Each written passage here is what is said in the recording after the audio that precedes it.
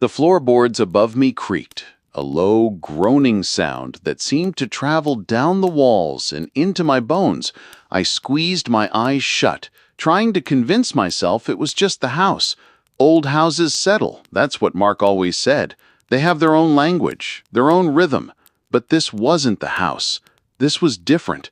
I pulled my knees tighter to my chest, the rough texture of my jeans scratching against my skin.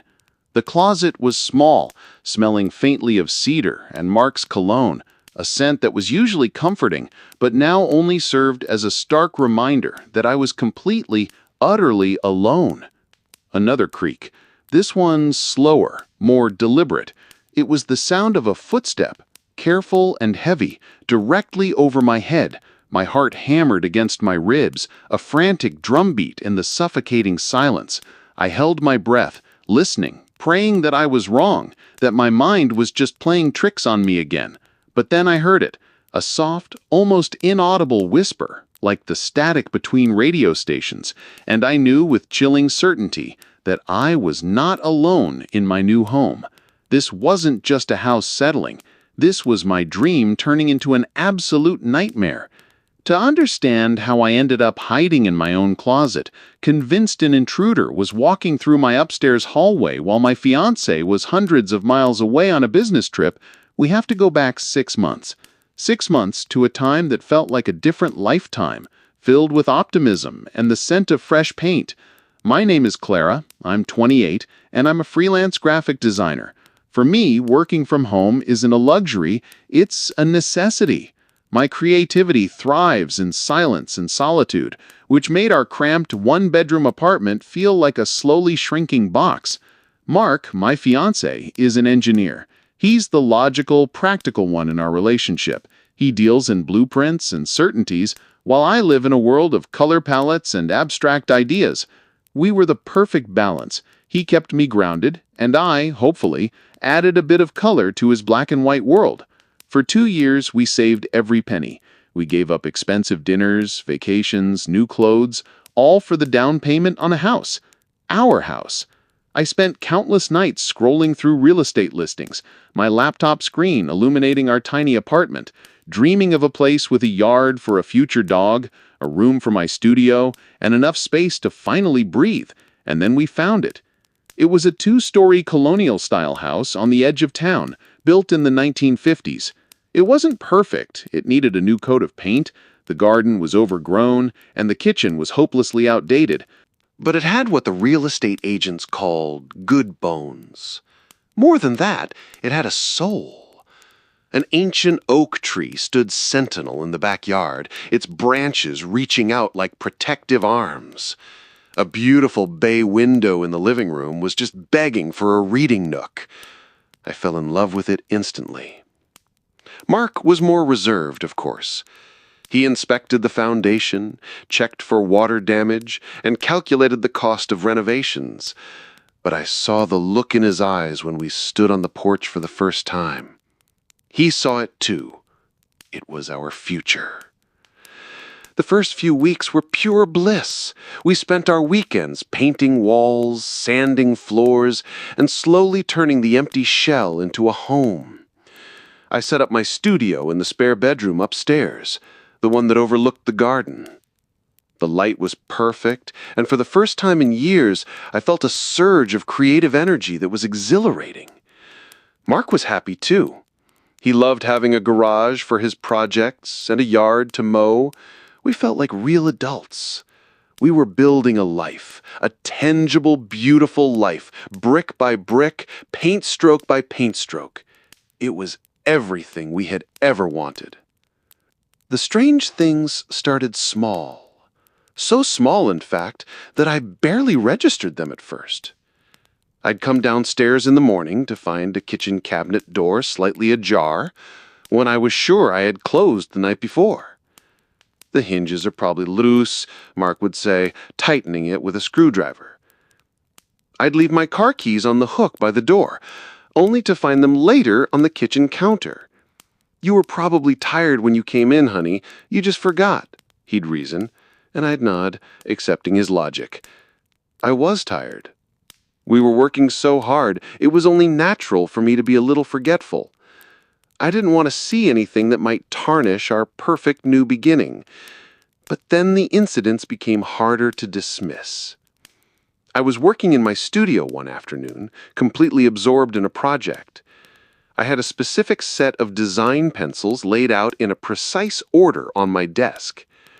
I got up to make a cup of tea, and when I came back, no more than 5 minutes later, they were rearranged.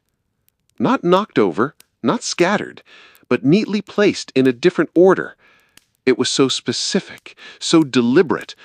My blood ran cold. I was the only one home. Mark was at work. I checked all the doors and windows. They were locked. I walked through every room, my heart pounding, calling out a tentative, "Hello?" Only silence answered. When Mark got home, I tried to explain how unsettling it was. He listened patiently, then put his arm around me. "Clara, maybe you just bumped the desk when you stood up. Or maybe you rearranged them without thinking, while you were in the zone." I wanted to believe him. I really did. But I knew I hadn't. That was the first time I felt a flicker of a different kind of fear, the fear of not being believed. A week later, it was a sound.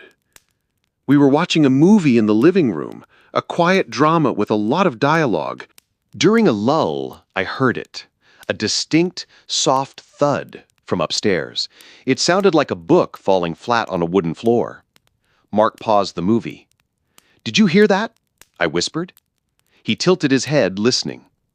"Probably just the house settling," he said, that familiar refrain starting to grate on my nerves. "It's an old house, Clara. It's going to make noises." He pressed play, but I couldn't focus anymore. My ears were strained, listening for another sound, my body tense. The house didn't feel like a safe cocoon anymore. It felt watchful. The real turning point came a few nights after that. I was woken from a deep sleep by a noise. It wasn't loud, but it was persistent, a soft, rhythmic scratching sound. It sounded like it was coming from inside the wall of our bedroom. I sat bolt upright, my heart leaping into my throat. "Mark," I whispered, shaking his shoulder. "Mark, wake up!" He groaned, rolling over. "What is it?" "Listen," I said, my voice trembling. We both lay there in the darkness, the only light coming from the moon filtering through the blinds. And then we both heard it. Scratch, scrape, scratch. It was faint, but it was undeniably there. "It's probably a mouse," Mark mumbled, already half asleep again. "Or a squirrel in the attic. I'll put out some traps tomorrow." He rolled over and was snoring softly within minutes, but I lay awake for hours staring at the ceiling, listening to that awful sound. It didn't sound like a small animal. It sounded bigger, more deliberate. And the fear that coiled in my stomach wasn't just about a pest. It was a deep, primal fear of the unknown, of something being in my home that shouldn't be. The next day, Mark, true to his word, went into the attic. He came back down covered in dust and cobwebs. "Nothing up there," he announced. "No nests, no droppings. Couldn't see any way for anything to get in either. I sealed up a small crack I found near the eaves just in case." He seemed so satisfied with his practical solution, so confident that he had solved the problem. But that night, as I lay in bed, I heard it again, the scratching. And this time, it sounded like it was coming from a different wall. I didn't even bother waking Mark. I knew what he would say. I just lay there, frozen, feeling more alone than I ever had in my life. I felt so isolated, so completely dismissed. What would you do in this situation? Would you stand your ground, or would you start to doubt your own sanity? Let me know in the comments. I started to resent Mark's logic, his calm refusal to see what was right in front of us. To him, I was becoming irrational, paranoid. To me, he was being willfully blind. A small but insidious crack was forming in the foundation of our relationship. One morning, I decided to take a walk to clear my head and ended up introducing myself to our next-door neighbor, an elderly woman named Mrs. Gable. She had lived on this street for over 50 years and had a garden that was the envy of the neighborhood. She was sweet, a little nosy, with kind eyes that crinkled when she smiled. I told her how much we loved our new house. "Oh, the old Vance place," she said, her smile faltering for just a second. "It's a lovely house. A bit of a sad history, though." My ears perked up. "Sad history? What do you mean?" She hesitated, pruning a rose bush with a little too much focus. "Well, Eleanor Vance, the woman who lived there before you, she passed away in the house. It was a few years ago now. A terrible fall down the stairs. Her son, Arthur, was devastated. He had to sell the place. Such a quiet, solitary boy. He never quite recovered from his mother's death." A chill went down my spine that had nothing to do with the morning air. A woman had died in my house. It explained nothing, yet, in a strange way, it explained everything. It gave my nameless fear a shape, a story, a ghost. It was a terrifying thought, but in a way, it was also a relief. A ghost had rules, a reason for being there. It was better than the alternative, that I was slowly losing my mind. When I told Mark about it, he just shook his head. "Clara, that's a sad story, but it doesn't mean our house is haunted. It's a tragedy, not a ghost story. You're letting your imagination run away with you." But his words had no effect. I now had a name for my fear: Eleanor Vance. I began to see her everywhere. A flicker of movement in my peripheral vision, a cold spot in the hallway at the top of the stairs, the faint scent of lavender. Mrs. Gable had told me it was Eleanor's favorite, that would appear and vanish in an instant. The activity in the house seemed to escalate. One evening, while I was cooking dinner, a heavy glass olive oil bottle flew off the counter and shattered on the floor. It didn't just tip over, it launched itself across the room as if it had been thrown. Mark was in the living room and came running at the sound of the crash. He saw the shattered glass, the oil splattered across the floor, and the look of sheer terror on my face. For the first time, I saw a flicker of doubt in his eyes. He couldn't explain it away as the house settling, but he tried. "The counter must be uneven," he said, his voice less certain than usual. "The vibrations from me walking in the other room must have shifted it." It was a weak explanation, and we both knew it. That night, something happened that finally made him a believer. We were asleep when a deafening crash from my studio jolted us awake. It sounded like the entire room had been turned upside down. We rushed in and flipped on the light. The scene was one of utter chaos. My heavy easel was overturned. Canvases were slashed, ripped from their frames. Tubes of paint were squeezed out, smeared across the floor and walls in angry, colorful streaks. My sketches, hours of work, were torn to shreds. And in the middle of it all, my favorite mug, the one Mark had given me, was smashed into 100 tiny pieces. This wasn't a ghost tidying up or moving things. This was violent. This was destructive. This was personal. Mark stood in the doorway, his face pale, his mouth agape. There were no more logical explanations. There was no more denying it. The rational walls he had built around himself had finally crumbled. He turned to me, his eyes wide with a fear that mirrored my own. "Okay," he whispered, his voice hoarse. "I believe you." Seeing the fear in his eyes was strangely validating, but it was also terrifying. Now we were both scared. We spent the rest of the night huddled together on the sofa downstairs, too afraid to go back to our bedroom. We talked in hushed tones, trying to make sense of the senseless. Mark suggested we get the house blessed, or call in paranormal investigators, ideas that would have made him laugh just a day before. Do you think the narrator in this story was right to feel validated by her fiancé's fear, or should it have just scared her more? It's a strange mix of emotions, and I'm curious what you think. The next day, we cleaned up the wreckage in my studio. The violation felt profound. My sanctuary had been desecrated. We decided to do more research. We spent hours at the local library sifting through old town records and newspaper archives on a dusty microfilm machine. We found Eleanor Vance's obituary. It was just as Mrs. Gable had said, a tragic accident. But we also found something else. A small article from a few years prior, a human interest piece about Eleanor and her son, Arthur. It described him as a gifted artist, a recluse who rarely left the house and spent all his time in his upstairs studio painting. The article included a photo, a grainy black and white picture of a pale, thin man with dark, intense eyes that seemed to stare right through the camera. Arthur Vance, the quiet, solitary boy, the artist. My studio was his studio. Armed with this new information, I went back to see Mrs. Gable. I needed to know more about Arthur. When I mentioned his name, her friendly demeanor vanished.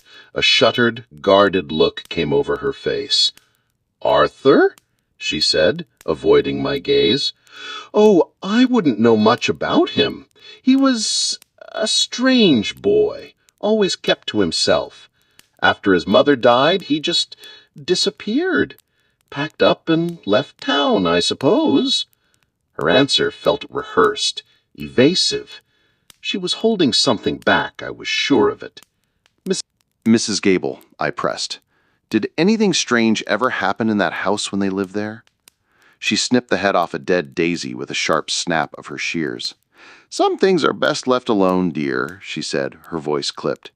You have a lovely home. You should just enjoy it. I walked away with a growing sense of dread. The sweet old neighbor was hiding something. The ghost of Eleanor Vance was starting to feel less and less like the answer. Mark had to leave for a 3-day business trip a few days later. I begged him not to go. The thought of being in that house alone, especially now that the activity had turned so violent, was paralyzing. But it was a crucial meeting he couldn't miss. He promised he'd call and text constantly. He installed new, heavy-duty locks on all the doors and windows before he left. "You'll be safe, Clara," he said, holding me tight. "It's just a house. It can't hurt you." But as I watched his car pull out of the driveway, I felt a wave of absolute terror wash over me. The house loomed behind me, no longer a home, but a silent, watchful predator. The first night was unnervingly quiet. I jumped at every sound, but there was none of the usual activity. No scratching, no whispers, no falling objects. The silence was somehow worse.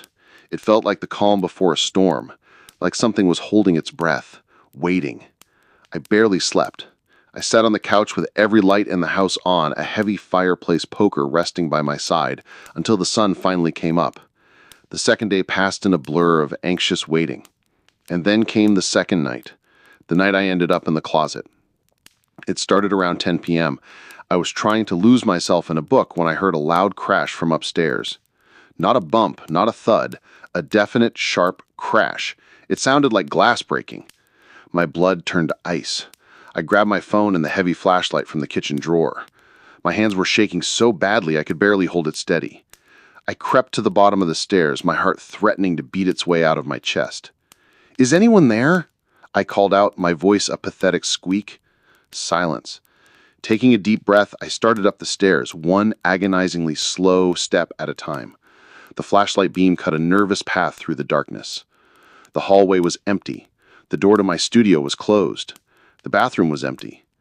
Then I saw it. The door to the guest room, a room we barely used, was slightly ajar. I was certain I had closed it. I pushed the door open, the flashlight beam trembling. The room was a mess. A bedside lamp was shattered on the floor. Drawers were pulled out of the dresser, but that wasn't the worst part. On the wall, scrawled in what looked like charcoal from my art supplies, was a single word: "Get out." I scrambled for my phone, my fingers fumbling with the screen to call 911, but then I heard it. The creak of a floorboard from the other end of the hallway. They were still here. They had heard me. There was no time to make a call. My only thought was to hide. I ducked into our bedroom and slid into the closet, pulling the door shut until only a tiny crack remained. And that's where I was, huddled in the dark, listening to the slow, deliberate footsteps of a stranger walking through my home. The footsteps stopped right outside the bedroom door. I could hear breathing, slow and ragged. My own breath was trapped in my lungs, a painful burning pressure. The doorknob began to turn. It was an agonizingly slow process, the click of the latch sounding like a gunshot in the silent house. The door swung open, and a sliver of hallway light cut into the dark room. I saw a silhouette, a tall, thin figure standing in the doorway. It stood there for a long moment, just listening. Then it took a step into the room. It was then that I knew I couldn't just hide. I had to get out. As the figure moved towards the other side of the room, I saw my chance. I burst out of the closet, shoved past the intruder with all my might, and ran. I didn't scream. I didn't look back. I flew down the stairs, my feet barely touching the steps. I fumbled with the new lock on the front door, my fingers clumsy with panic. I heard a shout from behind me, a strange, guttural cry, but I didn't stop. I finally wrenched the door open and sprinted out into the cold night air, not stopping until I was across the street, hammering on Mrs. Gable's front door. I collapsed onto her porch, sobbing when she finally opened it. The police arrived within minutes. They swept the house, room by room. It felt like an eternity before two officers came out to talk to me, wrapped in a blanket on Mrs. Gable's sofa. "Ma'am," one of them said gently, "we found him. He was hiding in the attic." My blood ran cold. "He?" I whispered. "Arthur Vance," the officer confirmed. "It seems he never left." The story that unfolded over the next few hours was more bizarre and terrifying than any ghost story. Arthur Vance, the quiet, solitary boy, had never moved out. When the house was sold, he had simply stayed. He had created a small, hidden living space for himself in a walled-off section of the attic, accessible through a panel in the back of the guest room closet. He had been living in our walls, in our attic, for 6 months, watching us, listening to us. He had been the one moving things, making noises, trying to scare us away. He saw the house as his, and we were the intruders. The scratching noises were him moving around in the walls. The stolen items, the escalated violence. It was him growing bolder, more desperate. He had been subsisting on food he snuck from our kitchen when we were out, and water from an outside spigot. He was the ghost. He was the monster. He was just a man. Watching them lead him away in handcuffs, I couldn't process anything. He was just a pale, thin man with haunted eyes, just like in the newspaper photograph. He looked confused and scared, not malicious. But the violation, the absolute invasion of our lives and our safety was staggering. My safe space, my dream, was a lie. The entire time we had been building our life there, he had been a silent, unseen witness. If you've been on the edge of your seat and want to hear more stories like this that explore the dark side of human nature, consider subscribing to the channel. It really helps us create more content for you. Mark drove through the night and was home by sunrise. I don't think I've ever been so relieved to see anyone in my life. The police had asked Mrs. Gable some hard questions. She finally broke down and admitted she had suspected Arthur might still be around. She'd seen him a few times in the yard late at night, but she was too scared to call the police. She felt sorry for him, this strange boy she had watched grow up, and had started leaving food out on her back porch, hoping he would take it and stay out of our house. Her silence, born from a misguided mix of fear and pity, had put our lives in danger. We never spent another night in that house. We packed our things in a daze, staying with Mark's parents while we figured out what to do. Every time I closed my eyes, I saw that silhouette in the doorway, heard those footsteps above my head. The house was put back on the market with full disclosure of the incident. I don't know if anyone ever bought it. We broke the lease on our old apartment and found a new one, a modern high-rise in the middle of the city.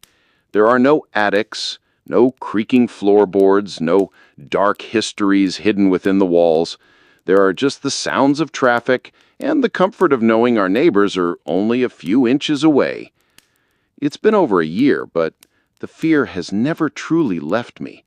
It's a quieter fear now, a low hum of anxiety that lives beneath the surface. I still have nightmares. Sometimes I wake up convinced I can hear scratching from inside the walls of our new, modern apartment. Mark is patient and understanding, but I know it's a scar I will carry with me forever. The trauma isn't just about a man in the attic. It's about the shattering of a fundamental belief, the belief that your home is your sanctuary, the one place in the world where you are truly safe. We learned the hard way that the scariest monsters aren't ghosts or demons lurking in the shadows, they're people. And the most terrifying part is that you never truly know what secrets the walls around you are hiding. Has anything like this ever happened to you? Do you think you could ever feel safe in a house after an experience like this? Share your thoughts or any theories you have in the comments below. I'll be reading them.